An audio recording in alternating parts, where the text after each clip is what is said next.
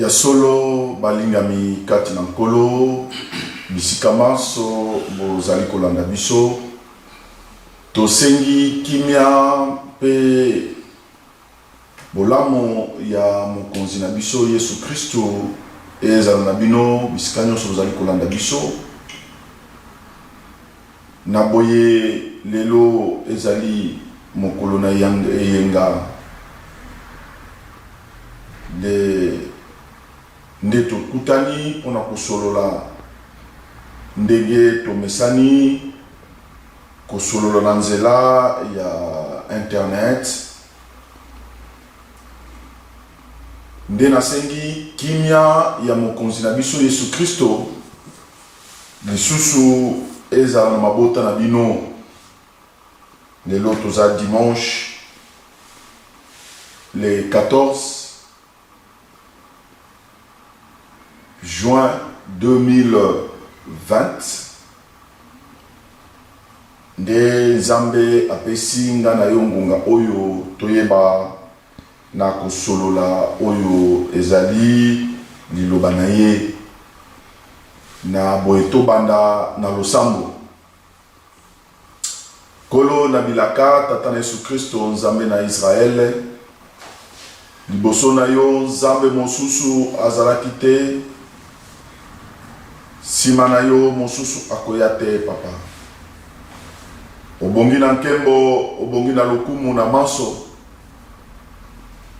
oyo sali na kati na bomoi na biso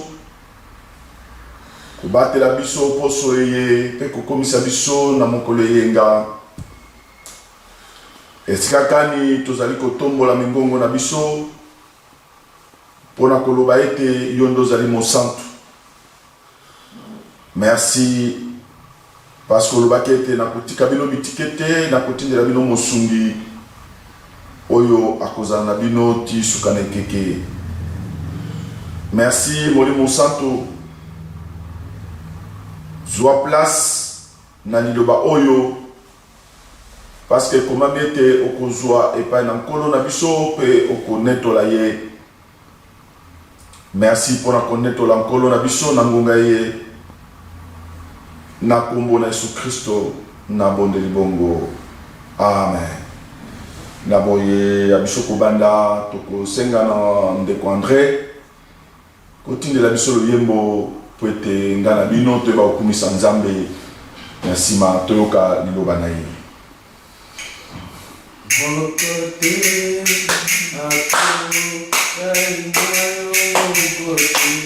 Mokote katokani na yo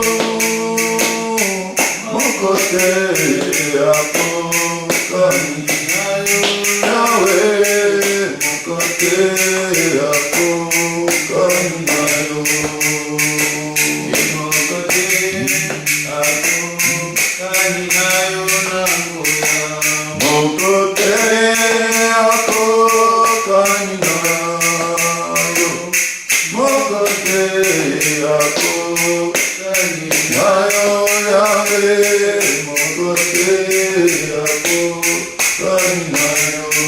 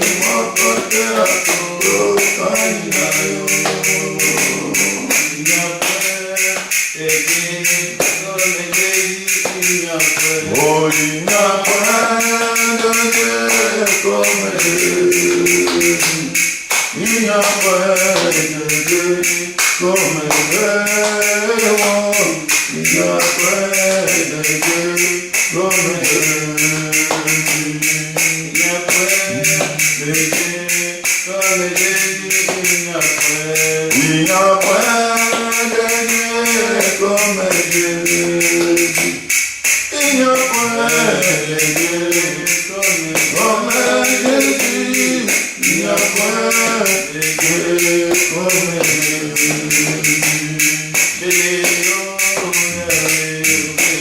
Oh, Béléo, oh, Béléo,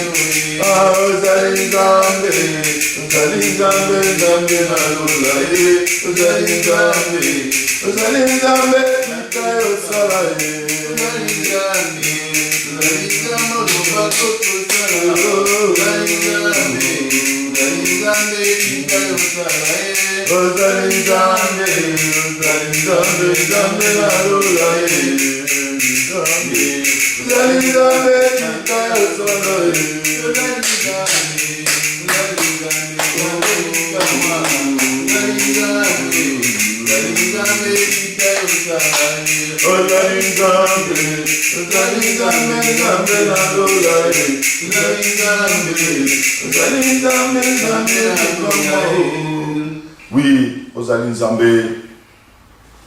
Ozali nzambe na lola, nzambe na bikamwa. Obongwa te parce que liboso na yo nzambe mosusu azalaki te. Sima na yo pe mosusu akoya te. Ozali nzambe mokeli na nyonso. Po ete liboso na yo mosusu azalaki te. Sima na yo pe mosusu akoya te. Balingami kati na nkolo ya solo bisika nyonso bozwami. Tosengi lisusu kina ya mokonzi na biso Yesu Kristo ezala na bino. Na bwengele tomeseni kosolola na bino liloba na Nzambe na yenga nyonso.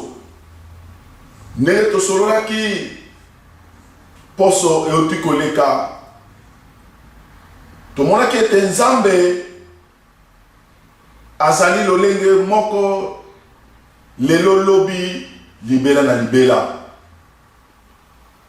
Lelo tokende kosolola na kati na Exode na tokosenga na ndeko Rodrigue atangela biso.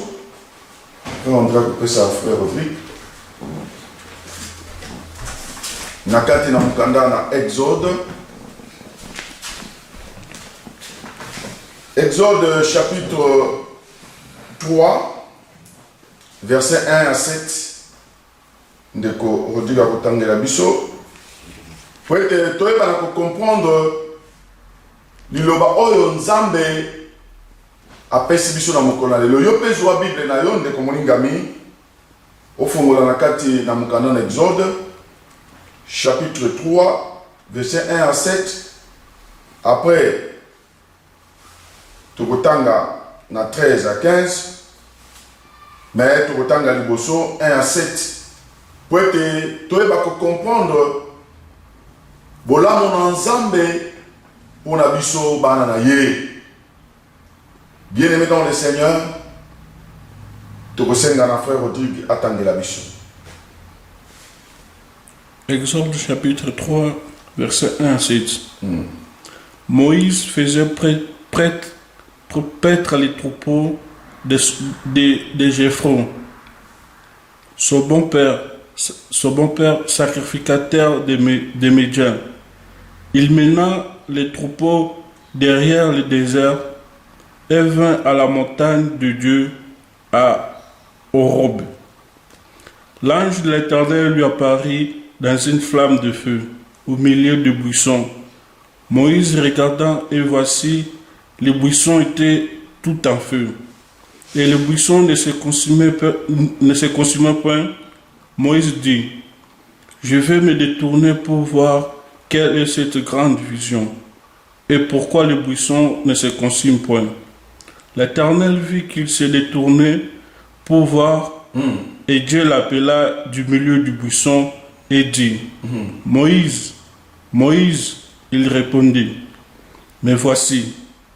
Dieu dit, n'approche pas d'ici, ôte tes souliers de tes pieds, car le lieu sur lequel tu te tiens est une terre sainte.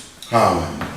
Et il ajouta, je suis le Dieu de ton père, le Dieu d'Abraham, le Dieu d'Isaac et le Dieu de Jacob. Amen.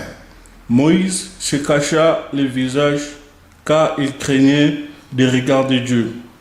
L'Éternel dit, j'ai vu la souffrance de mon peuple qui est en Égypte, et j'ai entendu le cri que lui font pousser ses oppresseurs, car je connais ses douleurs. Alléluia. Oui, bien-aimé dans le Seigneur. Oui, ça dit litangi na kati na mukanda Exode, ça veut dire kobima. Ezali kolakisa kobima ya bana na Israël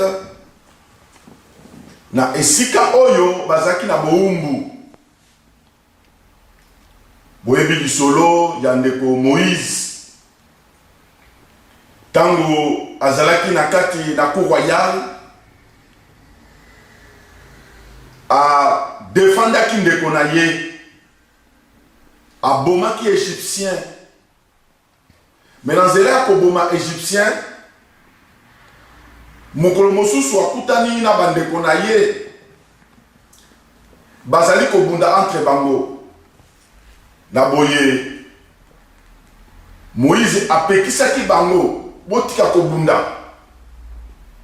Na boye oyo ye a défendaki oyo assistaki na maître oyo tozobenga ya égyptien aye koyebisa Mose alobi yo lingo bomanga ndenge obomaki égyptien wana.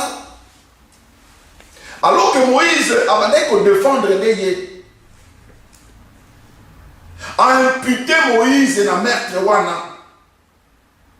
Bien aimé, ta mosusu yo na kati ya vida yo osaki eloko moko oyo pona ko sauver mutu, pona ko sauver bana, pona ko sauver mwasi, pona ko sauver mobali, mais eloko wana ebalukeli yo. Ozali kolela ngai penza nde nasalisaki moto kingani. Kingandi akomi kolobananga. Bien-aimé dans le Seigneur, omiye bake kat na motema na yo ki osalaki en âme et conscience. Et Moïse akimaki.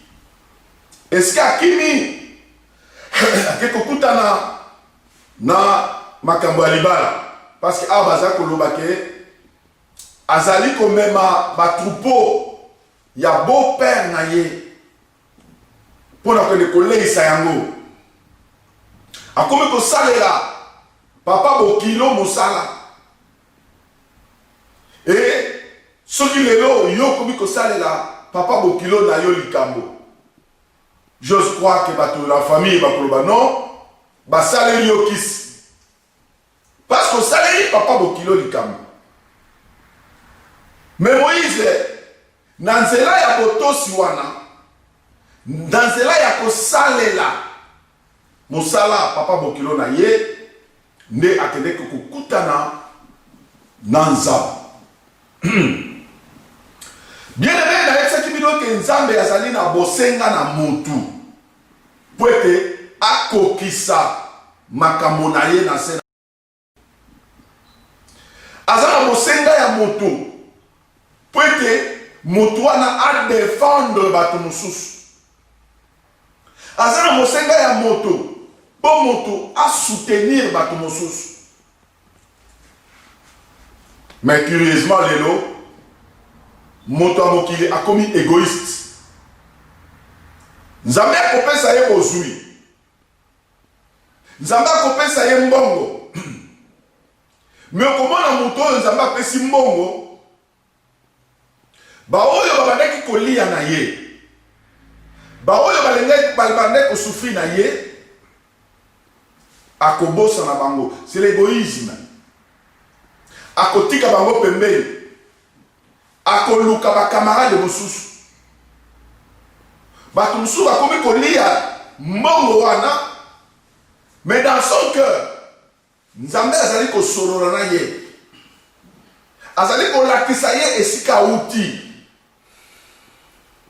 Bien-aimé, Nzambe ako permettre te ke yo zwi mbongo olia na bato ya sika kaka, mais bato oyo yo ozalaki na bango kala o changer ba camarade.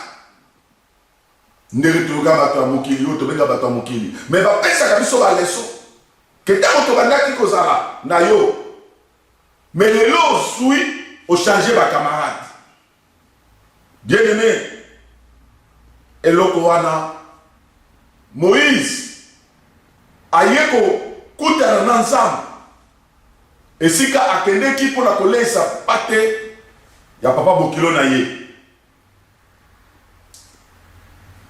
Na kuna Bible lobete tango azali kolesa pate wana, ayoki d'abord ayokaki sima na ye lokola eloko moko ezali kosala makelele. Bien-aimé, liloba Nzambe tango eyaka epa na biso esalaka lokola makelele na matoi na biso, esalaka lokola ezosala biso kobanga. Moïse tango ayoki na sima na ye eloko ezali kobuyone, azwi mokano ya kotala. Il a regardé, ndenge Bible lobi, abalusi elongi, abaluki mobimba te, parce que yazaki na direction na ye. Eloko wana esalemi na sima na ye. Bien-aimé, Nzambe kwa solola na yo, akolinga o décider de eloko moko ya vie na yo. Akolinga yo o tika d'abord oyo yo zali komona lokola important. Akolinga otika eloko yo zomona kezali capital pona yo. Pona ye ezalaki capital esika bandaki kokende. Metango abaluki atali amoni esombe eza kopela moto, mais kasi ezozika te eloko akokama matite ezopela moto, mais matiti wana ezozika te. Bible lobete Moïse azui mokano, azui maintenant mokano. Mokano yako se détourner.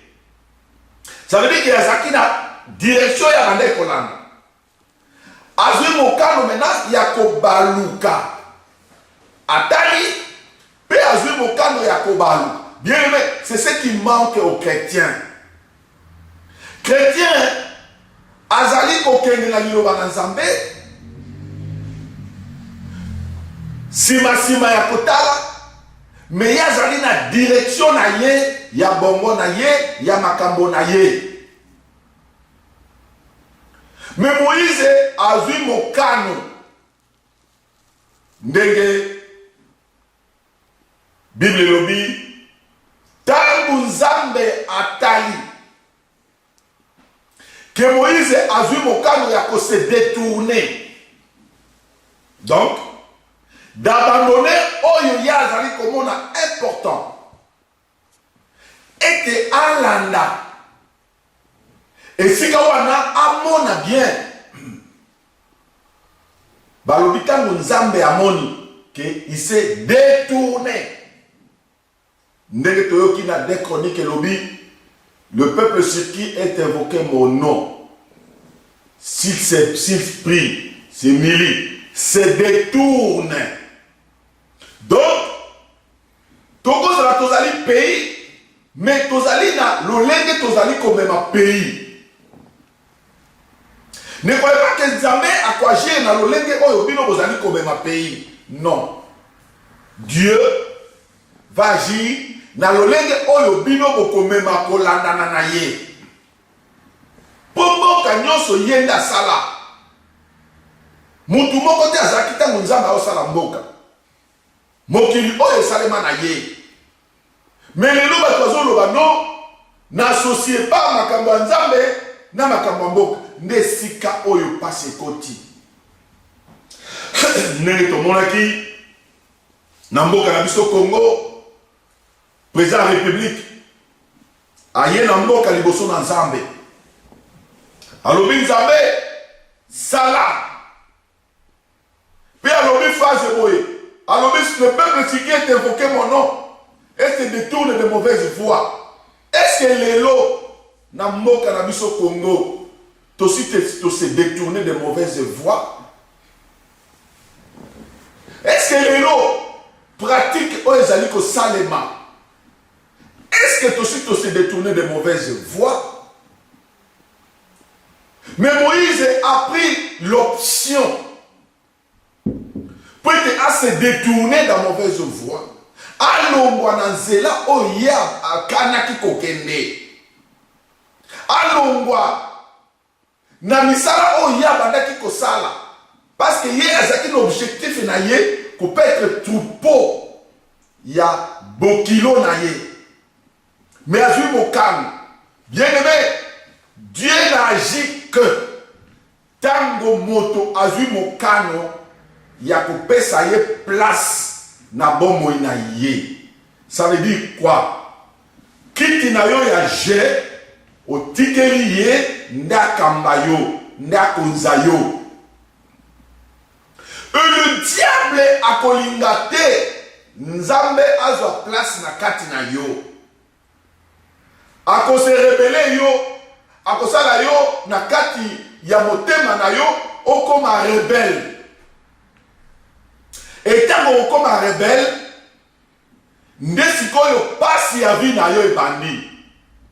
on ne peut pas se rebeller contre Dieu.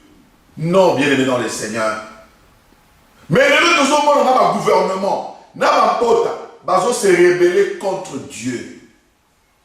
Dans l'échec de la mission, est-ce qu'ils allaient kobanda? Alors oui, Azui Mokano Yakobalu, nous avons l'obé d'ailleurs. Ndenge amoni Moïse abaluki alobi Moïse stop kopusa na wate.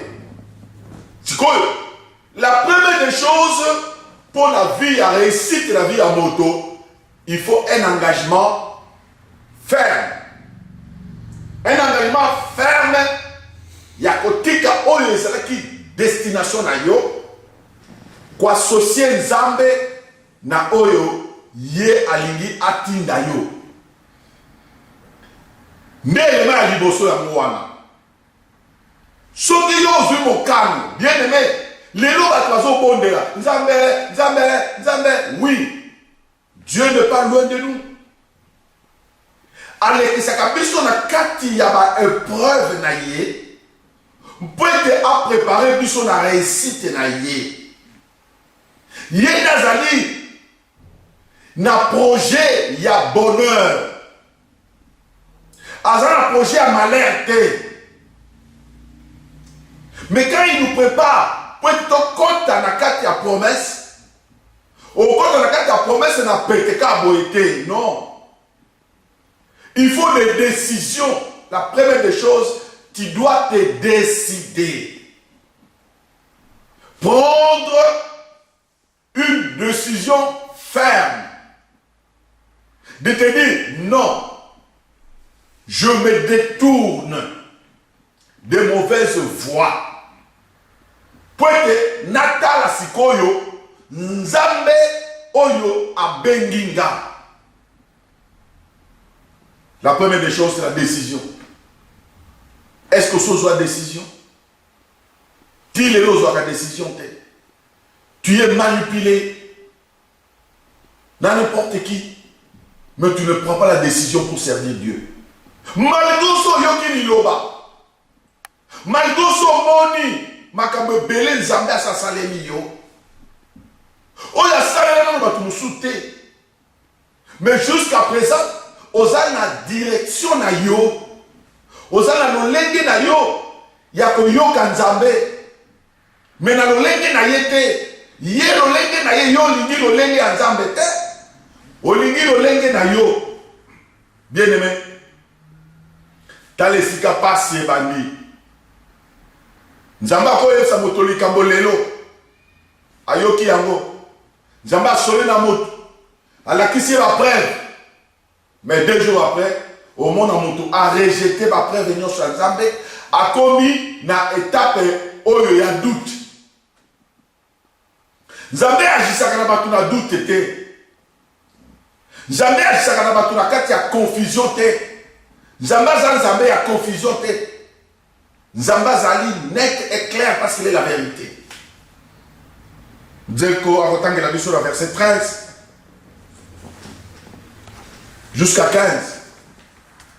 Et tel est l'impossible de comprendre que il y a une décision qui intervient na kati ya moto. Oyo nzambe alingi atambola na ye. Oyo nzambe alingi atinda ye. Oyo nzambe alingi a se servir na ye. Pour comme instrument na ye. Donc, okotika direction na yo. Pozo ya ye. Ya ye na miso na ye kozala mabe. Mais n'ezalika solution. Exode chapitre 3, verset 13 à 15. Moïse dit à Dieu, j'irai donc vers les enfants d'Israël.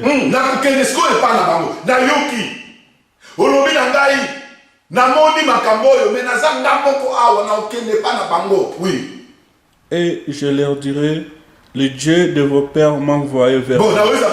Comme ils s'est identifié, Nzambe ya batata na bino ya Abraham et Isaac et bosco la comme ça va moni. Donc jusque là, quand il y a bongo il y a Moïse, Isaac est flou. Mais s'il me demande quels sont son nom, quel répondrai-je? Dieu dit à Moïse, je suis celui qui suis. Je suis celui qui suis. Yo ka compliqué les choses. Nazali, oyo azali. Et il ajouta, c'est ainsi que tu répondras aux enfants d'Israël. Alors qu'il y a ça, c'est identifié. Que Nazali Nzambe ya batata na bino, ya Jacob, ya Boenabo, c'est identifié. Mais si qu'on yo tuninga les sous, abibo. Comme yo tuninga les sous, a compliqué sur Moïse. Nazali o Yazali. Voilà. Et puis à bâtir les sous. C'est lui qui s'appelle Jésus. Abi c'est lui qui s'appelle Oya Bengami je suis. Abi Nazali Oya Zali. Pe Nami Bengami Oyo Azali. M'a envoyé vers vous. 15. Dieu dit encore à Moïse, tu parleras ainsi aux enfants d'Israël. Alléluia. L'Éternel, le Dieu de vos pères, le Dieu d'Abraham, le Dieu d'Isaac et le Dieu de Jacob, m'a envoyé vers vous. Amen. Voilà mon nom pour l'éternité. Voilà mon nom de génération en génération. En génération. Tala kombo na ngai na ekeke na ekeke. C'est-à-dire que na lelo oyo kombo na ye oyo azali. Je suis, oh bien-aimé. Toko benga ye ba kombo nyoso toko benga zakomba. Toko benga ye l'Éternel des armées boye na boye. Mais alobi na Moïse kombo na ngai na ekeke nazali. Je suis. Bien-aimé, tangu nzambe alakisaka moto nzela, tangu nzambe asololaka na motu, eloko liboso eloko mibale s'identifier par la motu wana. Dieu va s'identifier à toi. Tomonaki na litangi ya liboso, ezali rencontre ya nzambe na moto. Et l'autre liboso esengeli moto a décidé kotika oya ye mayele ko fonctionner, kotika motema na ye ko fonctionner, kotika bo moto na ye ko fonctionner, azwa mayele ya nzambe, azwa bo moto. Donc ça veut dire que nature ya nzambe elata mutu wana. Nature ya nzambe. Et pour la kolata nature ya nzambe, esengeli moto atika oya ye nature. Nenga yebisaki ndeko na biso Pierre. Alobi na kosala yo molobi. Omoni azalaki molobi na mbisi. Akomisi Pierre na nature ya sika. Alobi okomi molobi ya bati. Atiki Pierre bongo te. Alobi na longoli yo Simon okomi libanga. Donc alatisi ye kombo na ye. Alatisi ye bomoto na ye. Pe apesi ye fongola. Alobi oyo koko kanga na se kangami likolo. Oyo koko fongola na se. Donc quel privilège. Oyo yo moto za nango. Na nzambe alelaka te. Ndenge na yebisaki bido l'autre fois. Na lobi moto akutani na nzambe miso na ye ezali ya molongi, matoi na ye, monoko na ye, likanisi na ye nyonso ezali ya molongi. Ndenge ndeko David azalaki molongi. Parce que atiki nzela oyo ya ye. Moïse nzambe alobi na ye na yoki kolela ya bana nanga, na yoki kolela na bango, na tindi yo. Bien-aimé, pourquoi Nzambe a ponaka mutu moko akoma président de la République? Pourquoi il n'a pas dit président de la République mbamoko? Pourquoi il y a structure? Ce n'est pas pour la famille na yo, ce n'est pas pour la s'enrichir. Mais les autres ont mon nini même la pays na biso Congo. Bien-aimé, ce que Nzambe a élevé comme mutu. Ezali pona ye na libota na ye batu mususu bakufa pona ye zo yese le côté. Mais boko samba liboso na Nzambe. Vous les présidents qui se succédaient dans quatre pays na biso, ba ministre, ba nani boko samba ka liboso na Nzambe. Parce que peuple oyo bino ozali koloba na kombo na ye, peuple azali kolela, peuple azali ko souffrir makasi. Mais nous avons tout. Mais nous manquons tout. Mais vous, les présidents, les ministres, vous avez tout. Mobutu Yewana, Azana Maroc. Nakati a 1 mètre, si c'est combien? Bien aimé. Atonga Kawele. Bien aimé. Tout ce qui est dans ce monde est vanité de vanité. Atonga Kawele. Na Bado. Ndenge ndeko Kabila. Otongi na Kingakat. Mobutu atonga ndenge wana. Mais lelo eza désert. désert. Parce qu'il y a un peuple zaïrois à l'époque. Nélelo, bino, bozoyo kakolela ya peuple congolais te. Oko vanda wana na kingakat, otongi bandako ndenge olingi. Ozotala jardin na yo, banyametodi, okomi lokona na jardin d'Eden. Mobutu azaki ndenge wana. Mais Dieu est juste, bien aimé dans le Seigneur. Et de ce peuple-là, ba sepela ndenge bino bozo sepela na bana na bino na basi na bino na ba ndeko na bino bozo sepela, mais le peuple est en train de pleurer. Mais Nzambe ayoki kolela ya peuple congolais. Nzambe ako frappé maintenant makasi na Congo parce qu'ayebisa kangai na 2020 donc la veillée, il y a 2019, 2020, le 31, alors oui, Naza mena liboso ya Congo. A telemi pour la cause de la liboso, il y a peuple congolais.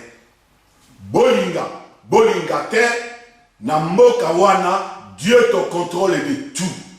Parlement, bobunda, bosala boye, justice ezala, Nzambe asi a telemi na Congo. Beaucoup vivre l'événement. C'est pourquoi dans ce Sabino, qui vivra, verra. Qui vivra, verra. Et c'est que les motos ont une décision. Moto nsa da poni. Il faut azara moumbu. Yabatou moussous. Bien aimé dans le Seigneur. Ainsi dit l'Éternel. Toi, comment que Moïse, Nzambe azako lukaye, non pour na libota na ekaka. Non, Nzambe aluki Moïse, pour na yoki kolela ya bana na Israël. Ayoki kolela ya bana na ye. Mais là, il fallait s'identifier par ya motu moko. Ndenge, s'identifier ke pa na bino. Ndeko moliga mikati na kolo. Bino bo sambelaka. Basi na bino ba sambelaka. Ba bazako entouré bino. Ba pasteur ba toni pembeni na bino. Mais bota la résultat ya Moka Congo. Bota la résultat ya Bana Congo. Bien aimé. Batu baza sans cœur. Sans amour. Est-ce que pays wana tokolobake il y a 90%? Il y a baoyo bayebi Nzambe? Non. Il n'y a pas même 90%. Tozakaka 0,5%. 0,5%. Parce que nous avons de grandes églises. Mais l'église nous sont écoute na kati ya mafia. Kati ya escroquerie. Oh bien aimé dans le Seigneur. Mais Nzambe ayoki kolela ya bana na ye. Nzambe ayoki kolela. Alobi na Moïse, na yoki kolela na bango. Kende. Yango to sengi. Même na mokonzi ya mboka sika Félix. Yoza sambela, ozana molimo santo. Komikotisa te ya obanda kotonga. Bandako alors que peuple congolais bazana no affamé. Baza affamé. Parce que Nzambe akopesa o mokonzi, non pour être oya konyokola batu, non. Pour être batu ba sepela. Bien aimé dans le Seigneur. Nzambe s'est identifié par ya Moïse. Alobi, je suis celui qui suis. Alobi voyez sabango. Kombo nangai oyo bakobanda kobenga nga de génération en génération, je suis né à Tindinga. Oyo azali né à Tindinga. Bien aimé, soki toyebaka ke Nzambe tango s'identifie pa na yo, eza susu yo te ndozali kosala makambo. Eza susu yo te ekomi yenda azosala makambo na yo. Nzambe azalaka na bakati ya coalition te. Nzambe azana kati ya politique te. Nzambe azana kati ya bana na ye. Ceux qui vont une coalition na bino pour la koyiba, pour la détruire le peuple congolais, Dieu va vous détruire. Que ce soit de l'FCC, que ce soit des cash, je vous conjure, que Nzambe a détruire bino manko parce que Dieu est fidèle à ses promesses. Dieu est fidèle à sa parole. Point barre. Il est fidèle. Alors, il y a des salango. Parce que bino la cause botambusa mboka, botambusa biso, bokomi lokola ba pharaon, bokangi mutema pona ko détruire le peuple congolais. Dieu va vous frapper. Parce que ayoki kolela ya bana na ye. Bien-aimé, que ce message trouble ton cœur. Parce que Nzambe a sa pécio temps et belé. Aux anakati à l'église, aux autres la gêne et prière. Mais tu es rebelle en tout. Rebelle en tout. Même Nzambe, oya bengayo, même Nzambe oya ponayo, tu t'es rebellé contre Dieu. Parce que vous comprendre que tout ce que Dieu est en train de te parler, tu ne fais que le contraire. Moïse n'a pas fait le contraire. Moïse était serein parce que Dieu s'est identifié. Il voulait comprendre Nzambe, mais Nzambe va comprendre qu'il y a exécuté la volonté. Point bas. Moïse a tourné à Mituna. Akaïsa Royce là Jérôme Ngayo. Naye pour la makambo Covid. Non, Dieu ne s'identifie pas comme ça. Parce qu'il est souverain. Nakati ya mokili mobimba. Oh, bien-aimé dans le Seigneur. Tout le monde a qui première les choses. Et Sengeli ose la décision. Décision, il y a que ça la ligne. Il y a yo que la ciment. Et puis qu'on s'est détourné. N'est-ce qu'on s'est kende? Joie décision, il y a que tika oyo salawana. Baluka talaye observer. N'est-ce qu'on banda kolobana yo? N'est-ce que l'église parce que tu ne t'es jamais détourné de mauvaises voies. Comment ils se détourné de la voie ma ben a été? Corruption paille, qui moïbe paille, qui égoïsme. Nous avons à côté de la Bible, mais à ça télémi pour combattre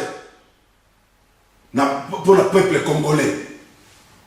Bien, malgré vos armées, malgré vos garde du corps, la garde de la Bible va koyoka kama komusuke yo na kata ndako so kufia.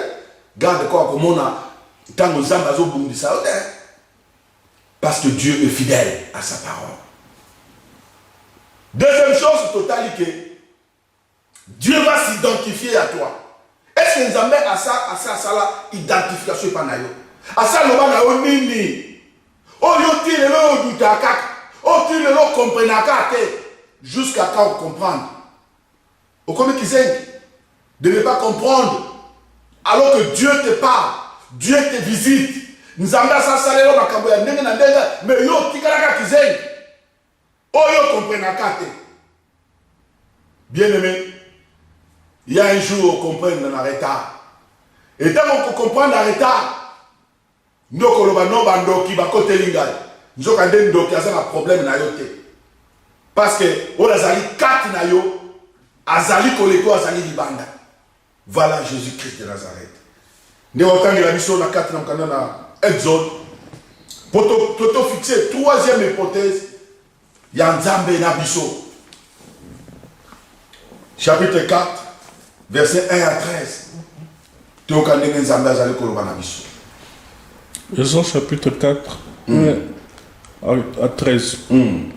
Moïse répondit et dit, voici, ils ne me croiront pas, ils ne me croiront point. Malgré Nzambe s'identifier par Moïse que je suis celui qui suis.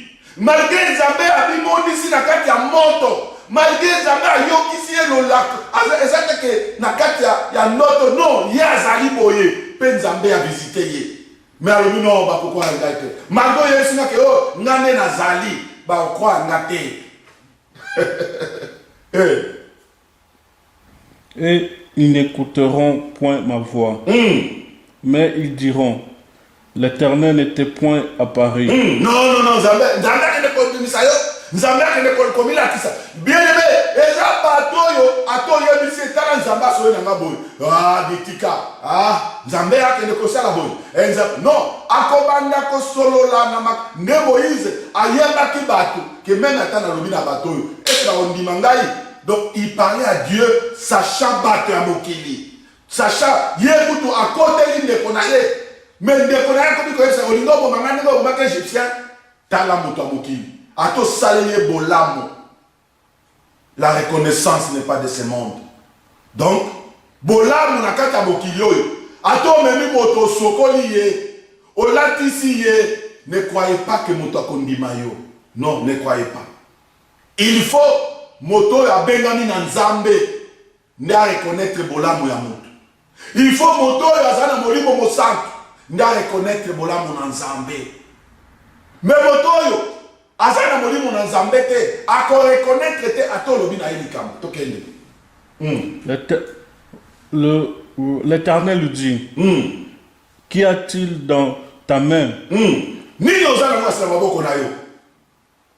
Et il répondit, une verge. L'Éternel dit, jette-la par terre. Et il la jeta par terre. Alléluia. Et il devint un serpent. Un serpent. Moïse fuirait devant lui. L'Éternel dit à Moïse, étends ta main et saisis-le par la queue. Par la queue. Il étendit la main et le saisit. Et le serpent redevient un verge dans sa main. C'est là, dit l'Éternel, ce que tu veux, tu feras, afin qu'il croie que l'Éternel, le Dieu de tes pères, t'est apparu. Le Dieu d'Abraham, le Dieu d'Isaac et le Dieu de Jacob. L'Éternel lui dit encore, mets ta main dans ton sein. Il mit sa main dans son sein.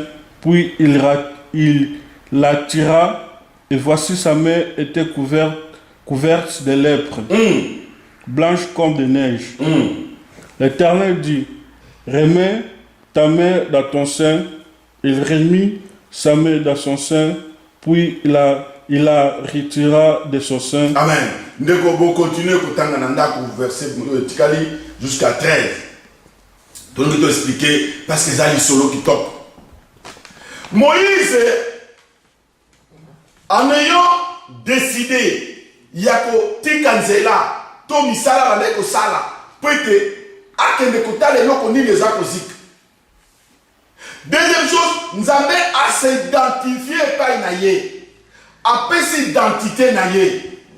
Malgré ça, troisième chose, tous on a qu'à Moïse doute. Bien aimé. Les lobes chrétiens belé bazana doute. Ndenge na yokaki ndeko Christian Bosembe qui était fervent na kati ba bir na ye. Mais alobi Félix eza yonde to bangai kozela. To moto mosus oh alléluia. Vous avez quelle question? Et c'est qui ça qui nga makasi ndeko Christian. Nzambe azali na Evre azali kosala na Congo. Akosala ngo pona Félix te, pona Kabila te, pona Janine Mabundi te, pona soki nani te. Nzambe azali na contrôle ya mboka Congo. Gardez date ya lelo. Bon, gardez date ya lelo que Dieu est au contrôle de tout. Il est le maître des temps et le maître des circonstances. Ce qui Félix a créé un contre-courant ya Nzambe. Lelo ndenge alobaki na stade qui apesi Nzambe mboka wana catastrophe ko battre ye. Parce qu'il y a un courant contraire dans Nzambe. C'est pourquoi on a sengi dans la serviteur de Dieu. On va aller entourer. Bon, ça va pas jaler l'auté. Bon, ça pas Ndeko Félix. Ainsi dit l'Éternel. Ainsi dit l'Éternel. Parce que, est-ce que c'est lui ou ce n'est pas lui? Mais Dieu est au contrôle de tout. doute n'est pour Makabana ensemble bébé. N'est pas Congolais comme il douter de tout. Mon Dieu, comme il ça la mission passe pour l'individu. Mais cri, il y a un individu wana. Oyo bino, bozali ko kane la kosa la bango mabe. Ce Dieu là qui est juste, a ko rendre bino monnaie wana oyo boza ko pesa bisotolia. Akorani yango bino bokolia na bino na mabota na bino na bakoko na bino na bana na bino, vous allez payer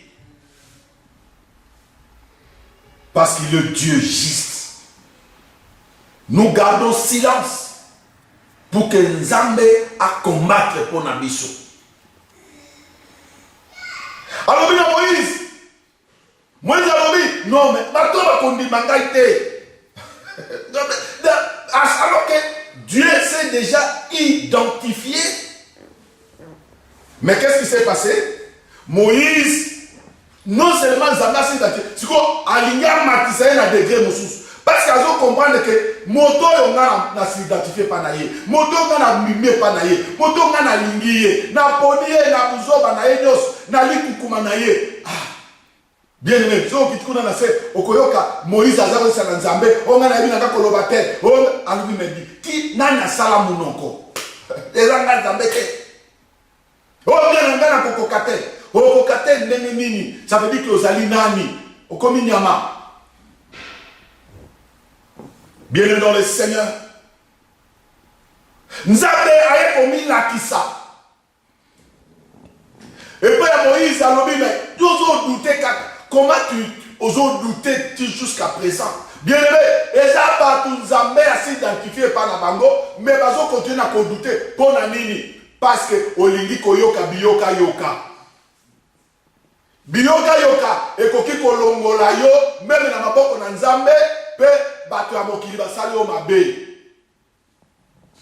Biyoka yoka et koki kosimbisa yo touche na vie na yo. Yo so solo na Nzambe. Nzambe a se manifesté katina yo. Nzambe a s'identifié. Aujourd'hui mon calme, ya ko sale la ye. Mais pourquoi tu doutes encore? Pourquoi? Pourquoi tu doutes toujours? Cesse de douter ma sœur. Tika makambo ya ba doute. Tika ko banda ko mona batu mususu te. O batu bakoloba. O batu bakosala boye. Non. Yo benga mi pona batu te. Moïse a qui m'a qui pour bateau balobia yo bobindo kange azo salisa bato ango combien a bateau so salisa bandima yo Moïse nzamba lobi na ye ozana nini na maboko na yo parce que Dieu voyait Moïse comme oyu mutu ndeni o nazaka kawa na nzete alors que nzete wana Moïse mona kata yango ezaki po esalisa ye ninga zo pesa ordre na bangombe na ye na banyama na ye na bameme na ye nzaba tuniye ozana nini na maboko Moïse parce que olingi o matananga degré bien aimé plus que Nzambe aza ko matanga au degré ya ko s'identifier pa na yo parce que ozana ba doute bien aimé e ko koma tango yo okozwa poko so na Nzambe aisi Moïse Boaka nzete wana. Ozala mona maboko. Moïse a boaki nzete na se. Bien aimé dans le Seigneur. Nzete e baluki nyoka. Tellement Nzambe nega lakse, alinga laksa Moïse que non. Yozo comprendre que ngage, moi je peux tout. Et le président de la République. Dieu peut tout. Félix. Dieu peut tout. Ex-président Joseph Kabange, Dieu peut tout. Dieu peut tout. Bon, ça là, mais Dieu peut tout. Bon, il y a une coalition, Dieu peut tout. Bon, ça va la société, Dieu peut tout. Et il fera pour nous. Et calamité. Mais laissez une bonne histoire dans le pays. Comme on a dit non, etikala, nakacha banal ya pays wana. Tu peux diriger ce pays-là. Même pendant 50 ans, tu passeras. Tu passeras.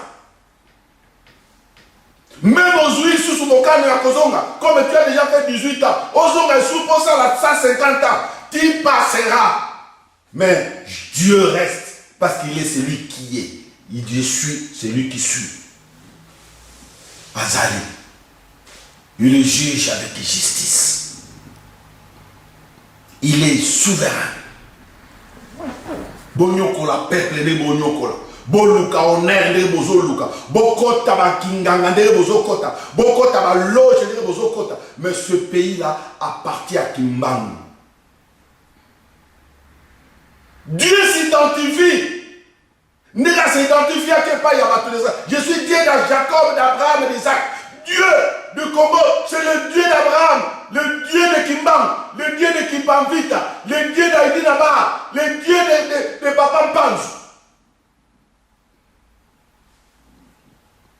C'est le Dieu là que Bino Boza ko blaguer na peuple naïe. Oba Kimbangu, ba lobela que Moutoumouid, Aouza Mundele, Aouza Moutoumouid. Mais tu vas comprendre qui était. Quand c'était que tu changeais de chose. Non. Mais parce que l'homme noir a besoin place naïe. Bokota makita, nebozo kota, naba vaccin, nabiloko nyos. Dieu est en contrôle de tout. Qui vivra verra. Qui vivra verra. Dans ce samedi. Moïse, Batouni aux Anani, nous on n'a rien, mais nous avons notre pays. Oyo Nzambe akobongo lisa makambo kaka na oyo tozanango.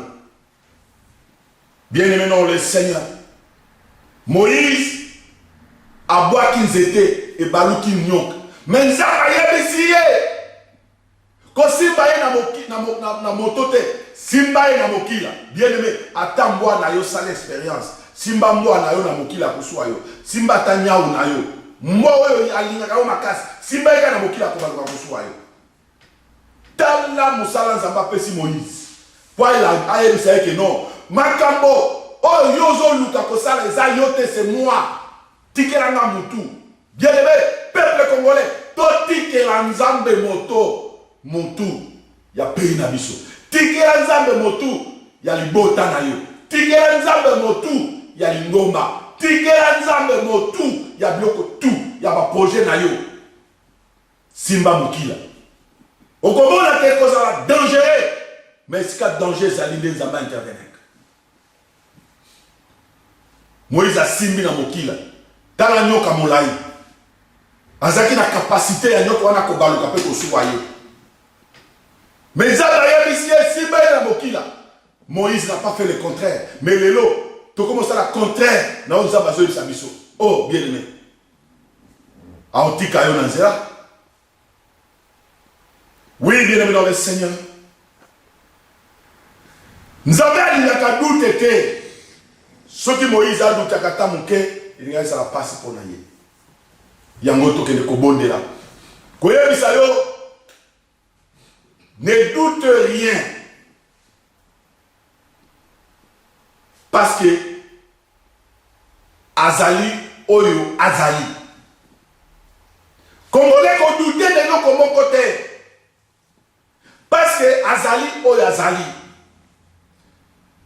Oso salela bato bolam. Bato wana bakomi kosongisela yo mabe. Bato wana bakomi koloba na kombo no mabe.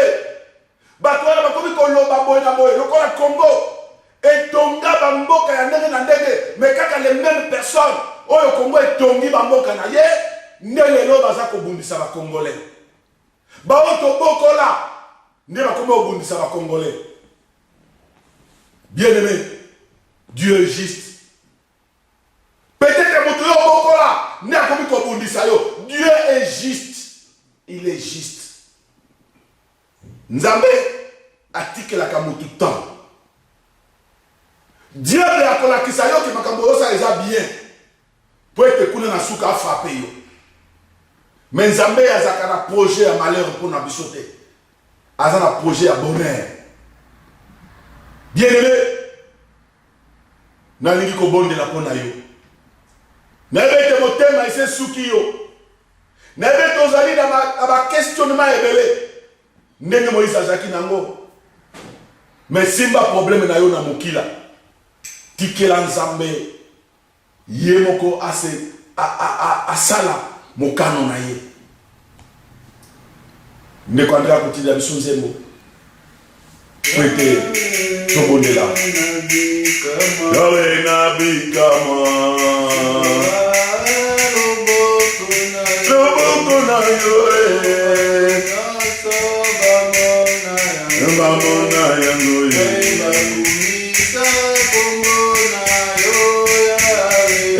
Yawe na bikama. Zembola loboko na yo. Bato nyonso bamona yango. Bakumisa kombo na yo. Yawe na ilunga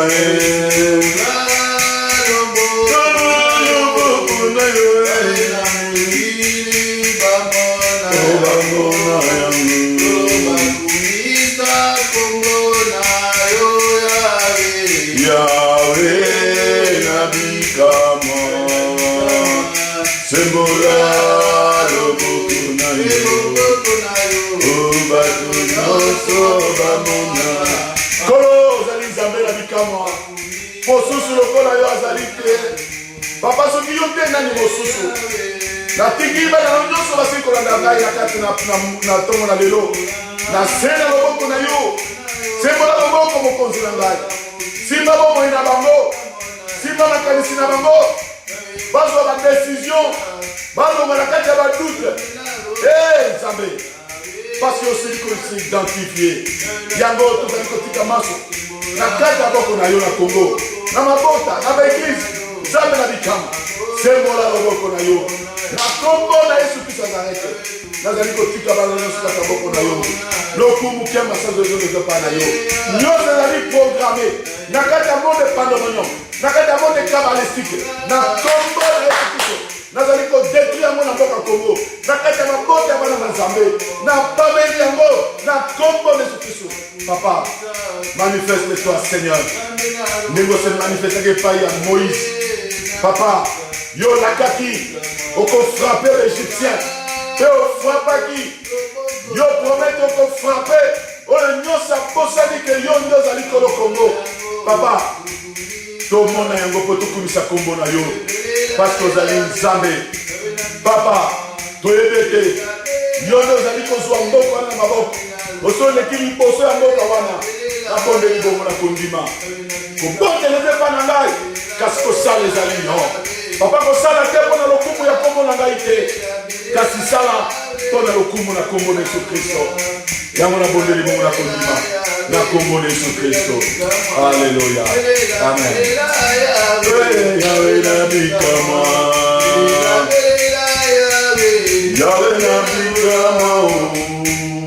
Ya solo kono na bikama apambola bino bana na ngai puisque nous sobozali eza na Afrique na Congo na Kolwezi Nzambe na Israël azana bino na ba diminution ya Kolwezi pa ya pasteur Jeff Nzambe azana bino na Finlande pa ya pasteur évangéliste Kabu Nzambe azana bana o nyonso ya Afrique ezala na Kisangani pa ya ndeko Swedi ezala na Kindu pa ya Masudi Nzambe na Israël azana bino elongo na batanga bajo nyonso na tikibino na kati ya mboko na Ngolo ezala na Bruxelles bana nyonso bazana kati na Kimia na kati ya bandako na tangoyo ezala ndeko Likres ndeko Mondende kuna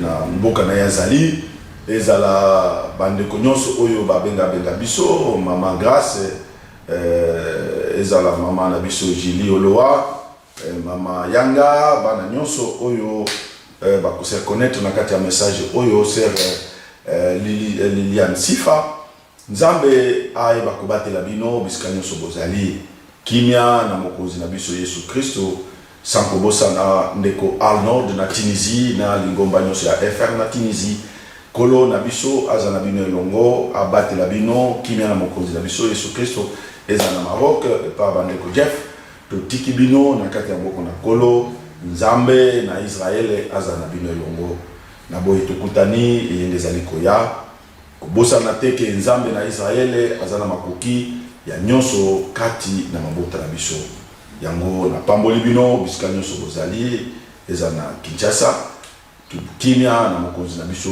Yesu Kristo eza na bino yango tolobi merci Seigneur Jésus. Amen. Amen.